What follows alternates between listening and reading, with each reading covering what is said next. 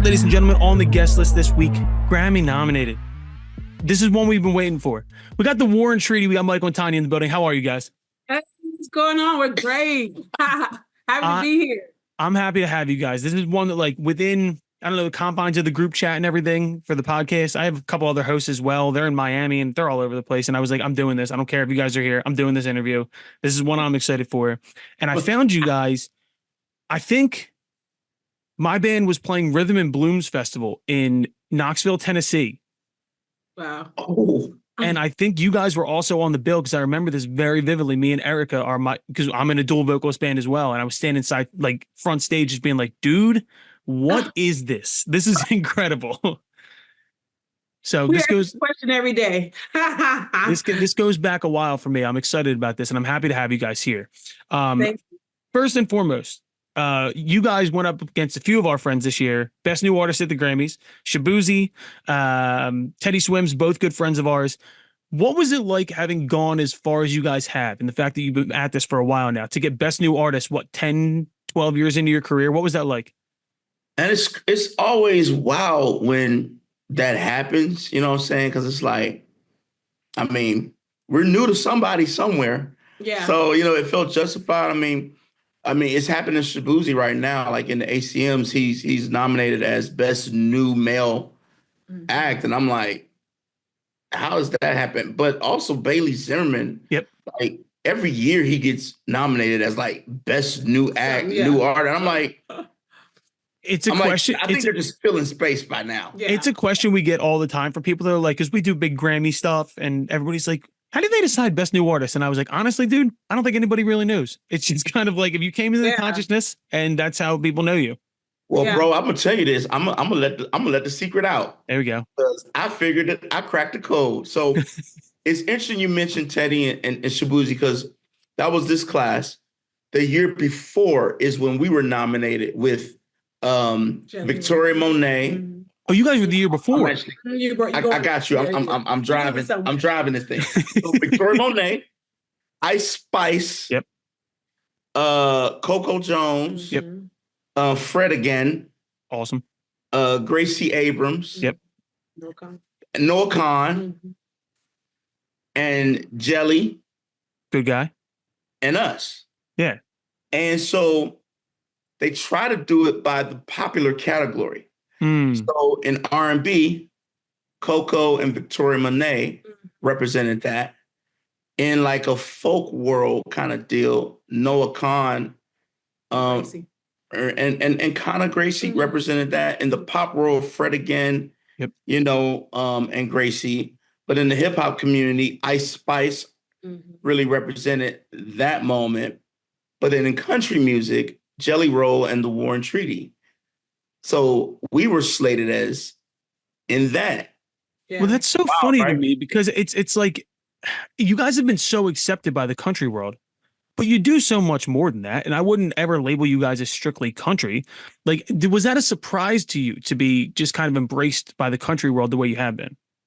Yes, because we moved to Nashville from Michigan. And to be honest, we didn't even know the Americana genre was a thing. You know what I mean? We were doing blues music and kind of just listening to the people that we loved, Shovels and Ropes and the Civil Wars and Lone Bellow, all these bands, Brianna Giddings, and just checking out their music and doing what we do, in Albion, Michigan. And then when we moved to Nashville, we did a record with the Nashville musicians and Buddy Miller.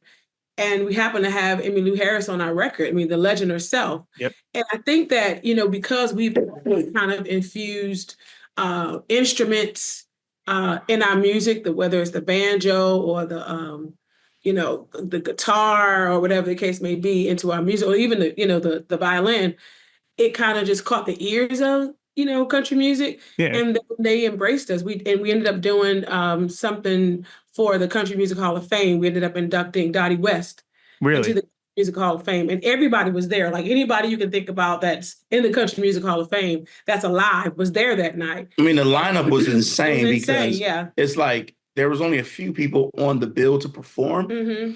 And so, I mean, just to put it in perspective, Garth Brooks, Ricky Skaggs, Trisha, Garth Brooks, I'm talking about just performers. Performers, yeah. Garth Brooks performed, Chris Stapleton performed, Dierks Bentley performed, and then the War and Treaty. Yeah. Oh, that's awesome. The crowd, everybody was in there. Like anybody that was nominated, that is a country music, Hall of Famer, they were there. And so when we performed this song, the community was like, who is this? Who are these people? Yep. And then from there, like Michael was saying, the performers that were there, they embraced us and start asking us to do songs with them and do tours with them and different things like that. And so that it just happened that way. It wasn't something we kind of went out and was like, oh, we're going to be country music artists, But if I think about it, CB, I'll keep it a buck with you. Like, Tanya and I have been very polite. Right. I don't think it's that at all. I believe that we entered into the chat room because country music was seen as a genre that didn't contain realness. Yeah. It was like, can they really sing? They can't sing. Like, country music is not a vocal dynamic genre. I mean, is the lyrics really that good? Because I mean, like, anybody could do some nursery rhymes and put tit for tat and tat for tit together. And then, like, what is this? Like, what is happening and where is the realness? I mean, is Chris Stapleton the only thing we really have? Yep. And when they examined their genre, they realized that they were eating off the backs of hip hop. Yeah. Oh, big time. Big time. So it's like we are thirsting for something we can latch on to that's real and authentic.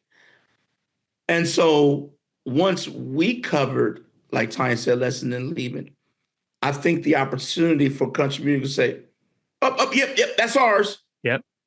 You know what's so funny though? I've spent a ton of time in Nashville. I write for CSAC. I've been on Music Row a lot. I've spent a ton of time down there. And there's so many people who do the same thing down there. But the one thing I've always realized is that when something real comes through, and a lot of time it's from out of town. Like, I'm from Philadelphia. People think I'm a cartoon character when I'm down there. You guys are from Michigan. Like, to me, as soon as Nashville sees something real, they latch onto it. You're right about that 150%. And that's how dynamics change down there. It is the truth. And it's not me. Like, the reality situation is they like me and they'll be like, but I mean, we got Stapleton to fill that space. There's not one female, dead or alive, that could stand in country music toe to toe with Tanya. Oh, I love that. Oh, no, not one. I love that. I'm not gassing her up. I'm just saying it's her. Right.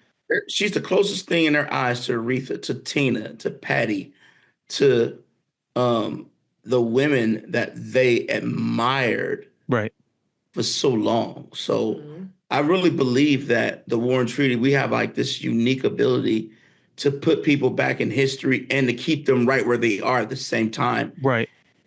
And I think that's what's special.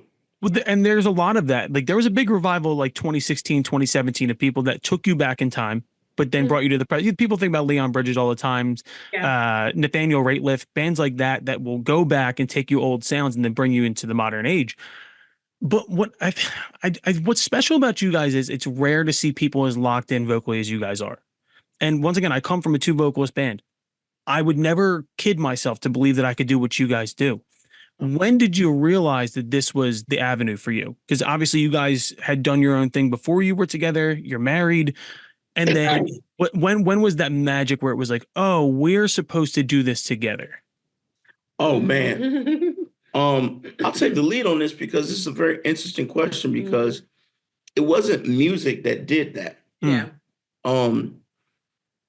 In fact, Tanya had to literally force me to make a move in real time. Like, I'm talking about, we didn't had a baby, we're married, and all the things, right?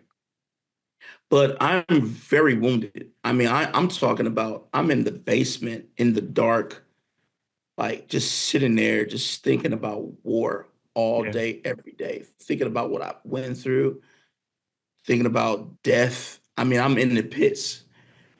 And I'm in a basement of another guy's home. Like, I'm like, what kind of shit dude am I to where, I got the love of my life. And mind you, she's Tanya Blunt. She's had a career before me. And, I can't be the dude that then brought her to the basement. Like, come on, bro. We got a baby in this man's house and this man in this woman's house. I mean, like, we have lived in 1 year, we lived in 20 different places because I couldn't get my shit straight. It's just like, wow, like I'm really feeling like crap. Yeah. And Tanya just comes down in the basement and goes, here's your laptop. It's already open to like Word document. Here's a couple of bands you need to study. We're going to start with the Civil Wars. We're going to go to Mumford and Sons. And we're going to go to the Lone Bellow. And we're going to sit there for a little bit. And you need to study these bands. There's YouTube on the TV. If you're going to be in this basement, if you're not going to go to work, if you're not going to get a job, because I didn't got jobs and got fired and everything else, I am not workplace material. It is not happening for me right now. So if you're going to do that, you're going to work in some way. You're going to work for us. What you're going to do is you're going to get on there and you're going to study. And I watched YouTube videos, Civil Wars, Mumford and Sons, concerts, the Lone Bellow, concerts on top of concerts, And then she came downstairs, you wrote anything yet? I was like, no. She's like, okay, then it's time to write. You're going to write us out of this slump. Dude, yes. That is part of my friendship. That's fucking incredible. That is like I think about, then once again, I'm a married man. I share a similar experience to you, except my wife just is completely not in this world whatsoever. She works corporate job. I'm the crazy one who does the music stuff. We just do that. Is there ever like a level of, as songwriters, intimacy when you're trying to put songs together and you're writing about situations within your own life? I ask this to a lot of like either married couples, relationship couples, people in bands, like where you're like, do I want to go there on the page? Because they're going to have to sing this too. Yeah. Yeah. I mean, I would have to say, yeah, like, we have this +1 record out, but then we're already working on something new. Yeah. And it's kind of like that with this. It's like, we're going to go ahead and just say the shit. Like, Good. People want to know anyway. So let's just put it out there, and we've gotten a little bit more, I would say, intimate on this record because we kind of talk about like a song Reminisce. We talk about like a breakup, something that we had before each other and how it was, yeah, you don't just in a relationship fall in love with that person. You actually fall in love with the family, Oh, yeah. what I mean? The dog, the sister, the brother. So we talk about that in that song Reminisce. So that was another way of us kind of like cracking that, opening it up a little bit to what was it like before, Mike and Tanya. Well, he's also talking about singing about some sex? Shit. No. I mean, yes. Yeah, the core of the marriage. Singing about some shit. That thing in marriage that happens. yeah, that thing. There's some songs where I've written that I'm just like, do we want to put that out there that went down? Yeah. Yeah. You know what I'm saying? There's some songs of myself, like on this next record that we're working on. I literally say these lyrics like, I'm sitting here feeling my feelings up with regret from the floor to the ceiling, trying to figure out if what I'm dealing can sustain us through the year, Lord willing. Yeah, we're just trying to get a win. Yeah. We're just trying to get a win. Holler at me if you're in this holy life of sin. We're just trying to get a win. Like, I started spitting like some real facts about how I didn't think we were gonna make it. Yeah. Like not we were gonna make it in life. I'm like, I don't think I'm gonna last with her. Like at some point, maybe she's gonna wake up and realize that her worth is even more. Mm-hmm. And she can find someone that could just easily bail her out. My brain is not factoring the fact that this woman sees you as king, as the world. She wasn't lying when she spit to you at the bar when she said, I see a king, you just need the right kind of queen in your life. So, it's some moments in the War and Treaty history that are really gritty. There's some shady stuff that I haven't even talked about yet, to where, not many, but I remember my wife was pregnant, with our son Legend. And just the other day, like, it's just something that I don't like her bringing up, but I will bring it up. You know what I'm saying? Yeah. I'll talk about it. You don't talk about it, but I'll talk about it. Yeah, because if you bring it up, I mean, like let's keep it 100, right? Like, if you bring it up, that means it's on your mind. Mm-hmm. And I thought we were healed. I thought you were over that. But if I bring it up, I know I'm bringing it up for a lesson. You know what I'm saying? So it's a little bit different. 100%.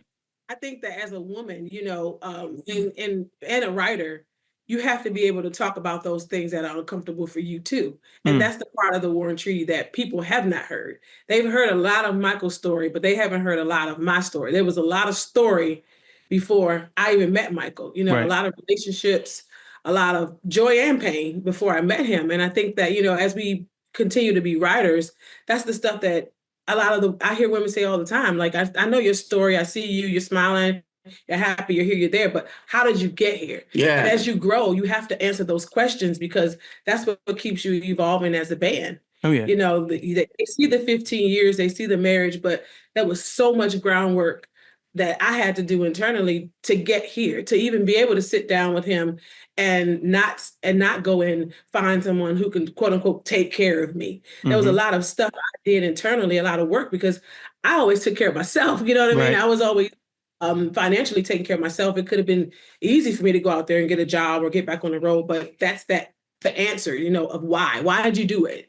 Why did you go through the struggle with him? What was inside of you that made you want to do it? And those are questions that, as we evolve as a band, that I have to answer. And like Michael said, there are things he has to talk about. And that's what keeps it fresh, And realize that you weren't there. Yeah. Like, you needed so much more than what you even thought. Yeah, exactly. That just feels to me like, to watch two people who lived, lives prior to you guys being together, that feels like God's plan.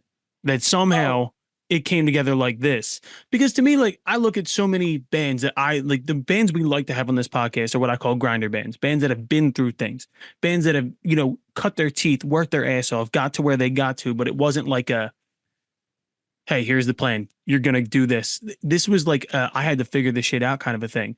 That to me that's God's plan. Yeah. We're blessed, man. Like, we were walking from the hotel to our bus. Like, we owned this bus. Like, we bought a bus, and it's the first bus we bought. And we're walking through the streets, and I'm dragging the suitcases, and Tanya's like using the GPS, because I'm like, look, we don't feel like waiting on no Uber. Let's just walk it. It's 10 minutes. Like, let's just do it. And so as we're walking, I'm watching Tanya. She's ahead of me, of course, and I'm looking at her, and I was like, Tanya, we're blessed. And she was like, yeah, we're blessed. I was like, no, we hoofed it out for years in a van, and our van was never broken into. Yeah. Like, we never had equipment stolen. Like, I mean, like, we never went through those kind of growing pains. Yep. We although we've had some other growing pains, like this, this was these things happened to grinder bands. Mm-hmm. Now we're loading up a trailer, loading up our own bus, where our daughter is like the merchandise president, and she's in that bus with us. Our opener is in that bus with us, Tierra Kennedy, and our full band. And, and we're family, like, we're having fun. Like, that's righteous. I was going to ask you, dude, how many tours did you guys do out of like a Subaru Outback? You know what I mean? Just like driving from city to city, sleeping sideways in the back. That's the stuff. Man.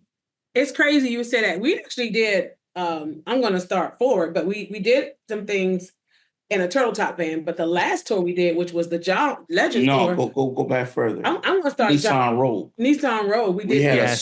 Because he mentioned the Subaru. Yeah. That little Nissan Rogue that broke down on us. The alternator went out, and we're like, in Tampa, it was blazing hot, and our baby's in the back seat. Like, what the fuck is happening? And we also did, pushing it up to when people would know the War and Treaty's name. We did the John Legend tour in 2 SUVs. Yeah, dude, I opened for. Our band was driving the freaking vans in the SUVs. So it was like we had to grind it out in order to get to this point. One of the most humbling moments of my life, we got to open for Bon Jovi at a stadium and we drove up with 3 SUVs, and they had 20 buses.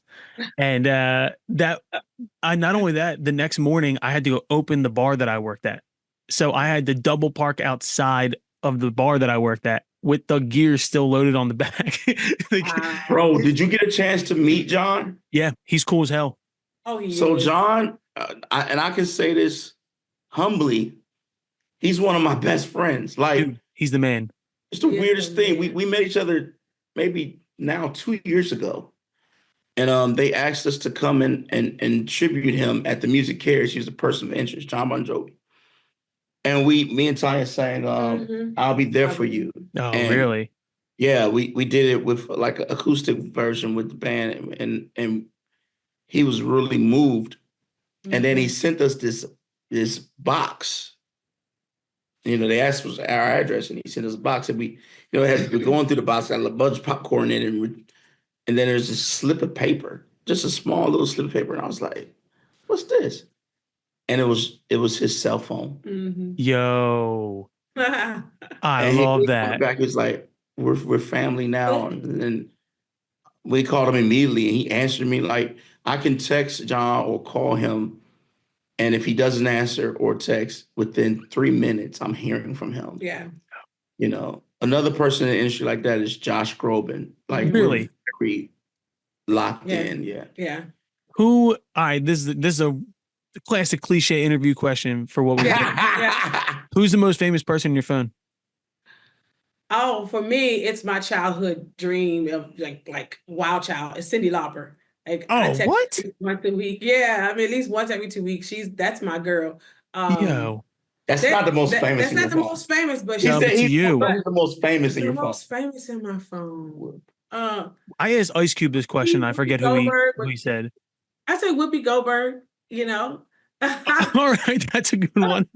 How about you, Mike? Tom Hanks. Tom Hanks is not in your phone. Rita. Tom is not in your phone. He's in my phone. Yeah. He's not in your phone. He's in my phone too. I think the most famous in my phone would have to be hell, it might be John Bon Jovi. Honestly. I mean, it's hard to beat John Bon Jovi. That's a tough one. It really is. I mean, John Bon Jovi's in there. LL Cool J's in there. That's pretty cool. That's kind of LL is in there. Yeah. That's pretty cool. LL is wild, bro. Like, LL is a real deal. Yeah. All right, hold on. I got something for you to go off the Cyndi Lauper thing. Like, for me, when we started doing this podcast, the one person I really wanted was not a huge name. It's G Love. Do you know G Love? G Love's an artist from Philadelphia, blues musician. Oh yeah. I'm from DC, so yeah, I know that. G is like my childhood. You know, we guy from the city who made it and did the thing. Yeah. We had him on here, and like I said, we've had like Ice Cube on here. We've had like giant whatever. The last 30 minutes of this interview was me just being like, dude, I love you. Like, you don't know what you mean to me. Who would that person be for you that like might be off the beaten path for other people?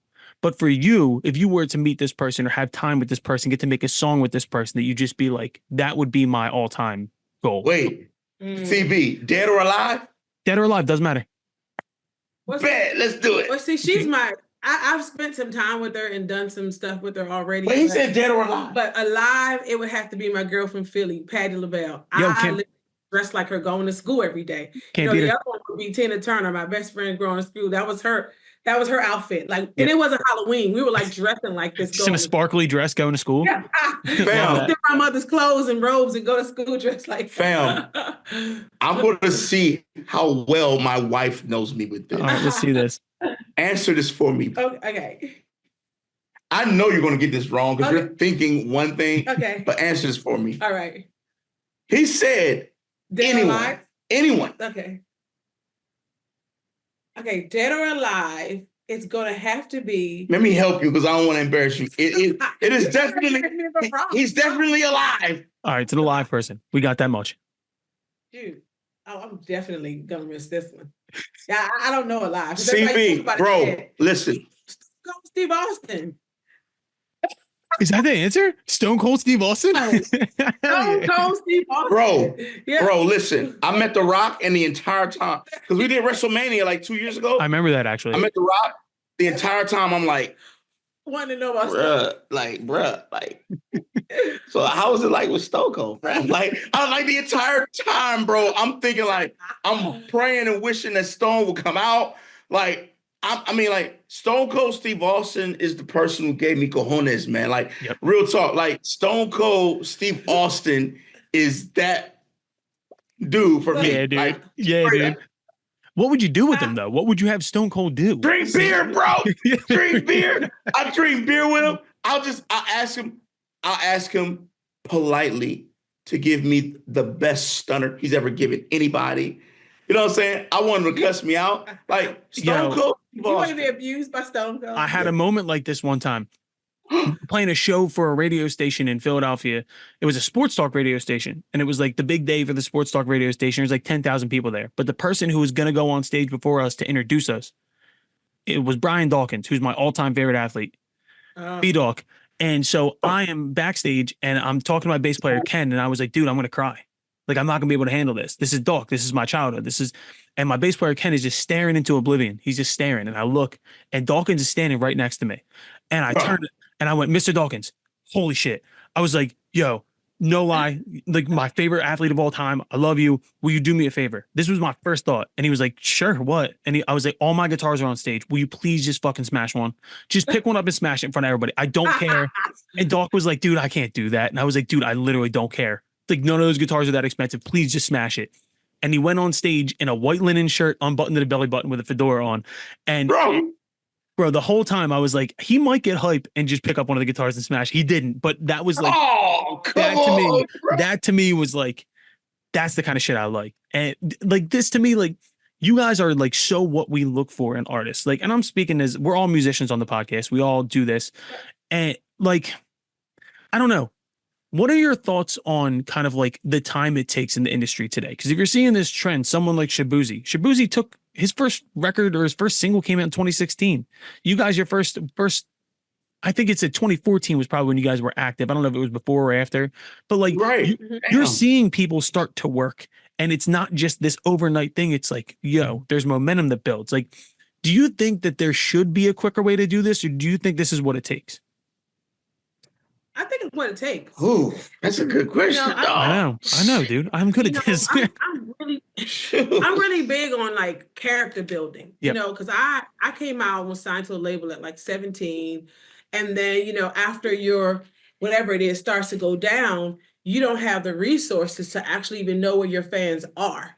So the one thing I love about right now is you have Twitter and Instagram and email marketing and all this stuff where you can actually keep in contact with your fans, you know, Patreon, all kinds of stuff. I think that when you look at it from that perspective and you're like, okay, 10 years from now, if you're slow grinding, and then you end up in an arena somewhere, you actually, if you build your email list right, can have all these people, 5,000 people that you directly can touch. You don't have to go through a label. You don't have to go through anything. You can go straight to them if you play your cards right while you're out on the road touring. So I think that, you know, it's different now because before you just had radio, you know, you get radio, you get a big hit, you hit the road. And then once your hit is over, you have no idea how to reach these fans. Nope. You know what I mean? Again, you don't have, or resources. So what do? I think that if you're going to take 10 years, and it should be about you building and not you just grinding and not being able to get the touch with your fans. Because of technology, I think that it doesn't necessarily have to take that long. But I think it is taking that long because, of course, you don't have the big radio push the way you used to have with artists. I mean, except in country music, it's still a thing.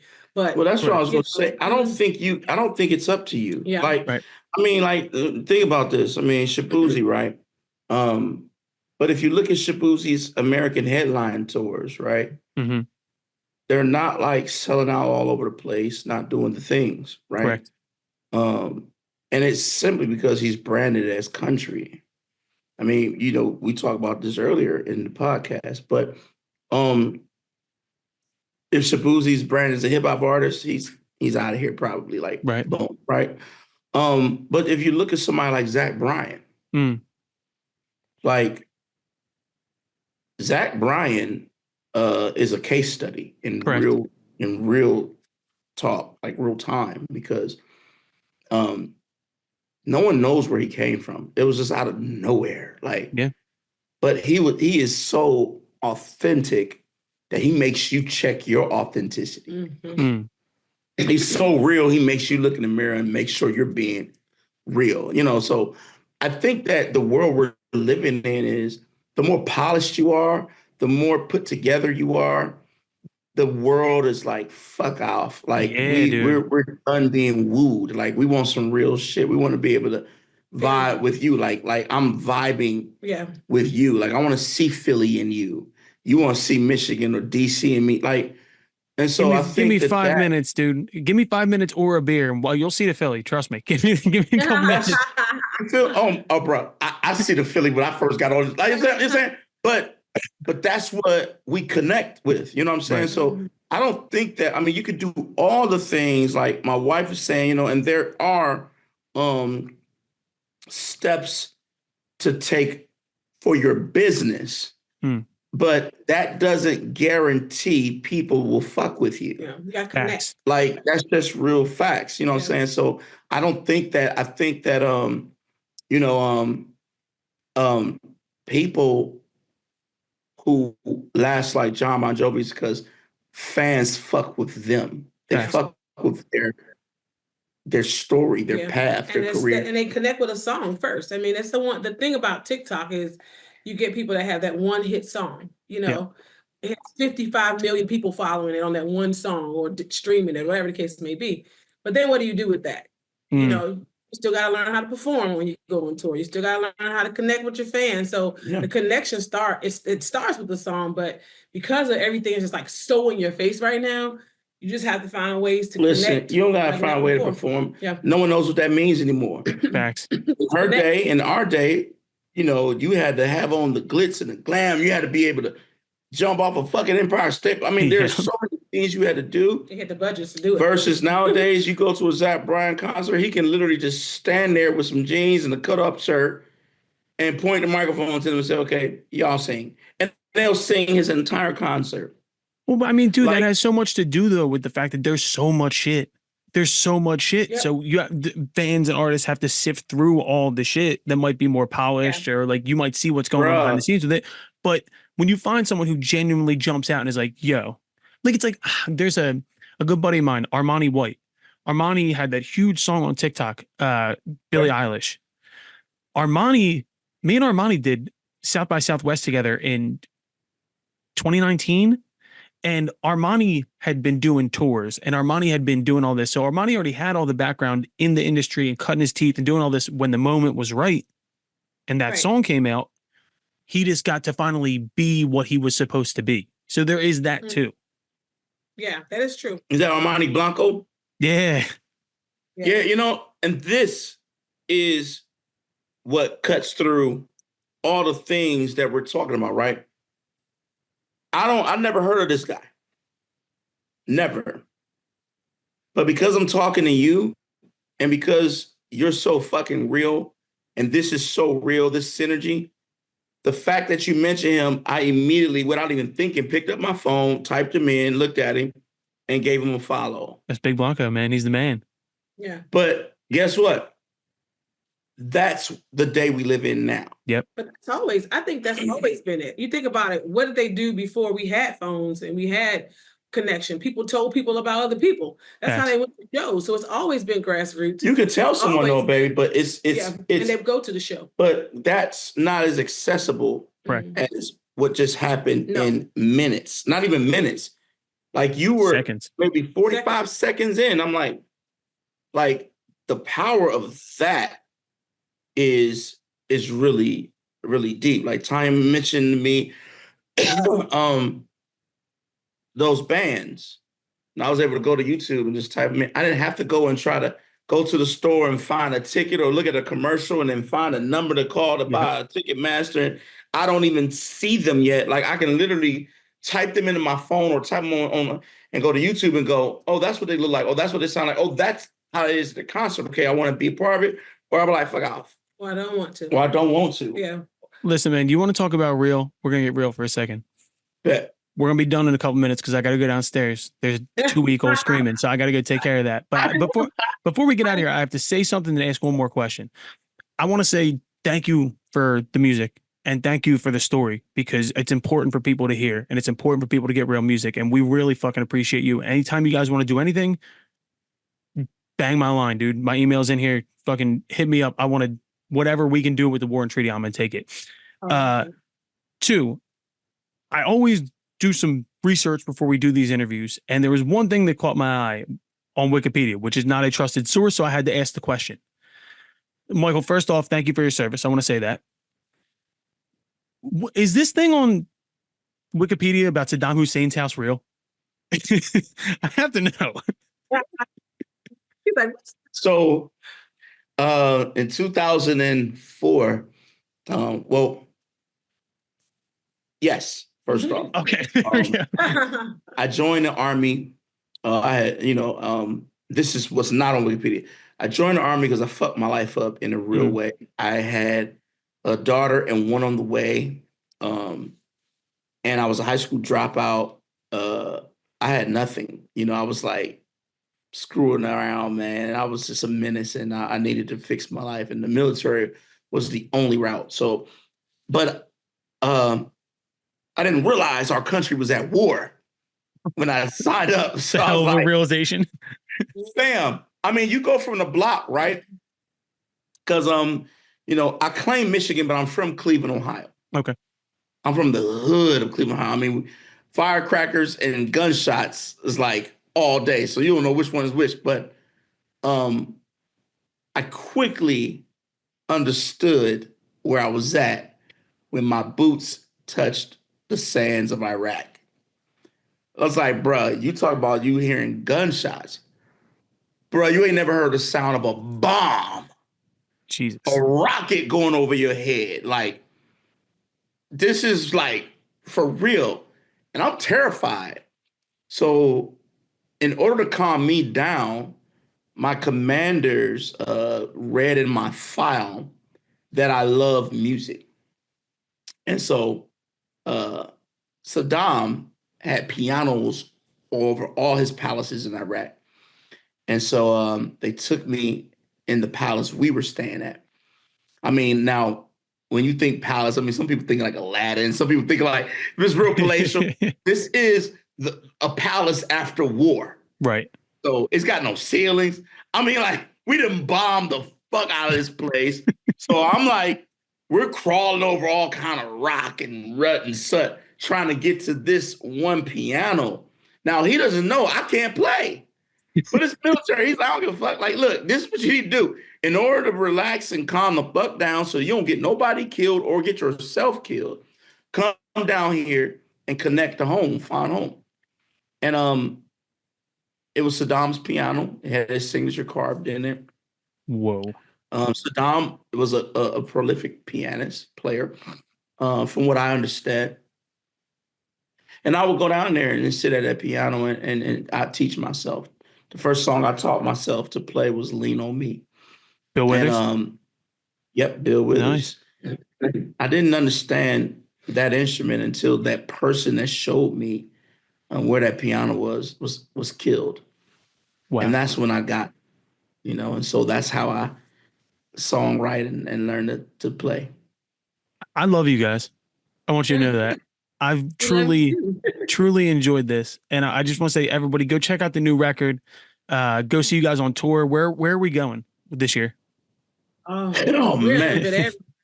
We're in Toronto right now. Yeah, we go to up the coast, New York. Yeah, like where are you at? Philly. We're in Philly. I'm in Philly. Yeah, I think the closest we get to Philly is DC and New York. Yeah. Where are you at in DC? Where are you playing? The Howard Theater. There you go, dude. I was gonna guess 9:30, but Howard's as good as it gets down there. You come through, bro. We'll put you on a list. Like, come through. Yeah. I will take you up on that eventually. For the time being, here we go. For the time being, I am not leaving this house, dude. Ain't going nowhere, bro. You got to get back. Yeah, you got to stay married. Man. Listen to me. That is the number one most important thing right now. We're gonna figure it out. But dude, I just want to say, like, sincerely, one of my favorite interviews we've done. You guys are awesome, authentic, as cool as it gets. You always have a seat here whenever you guys want to come on. Glad to have you. Thank you bro. so much. Thanks, Appreciate man. you.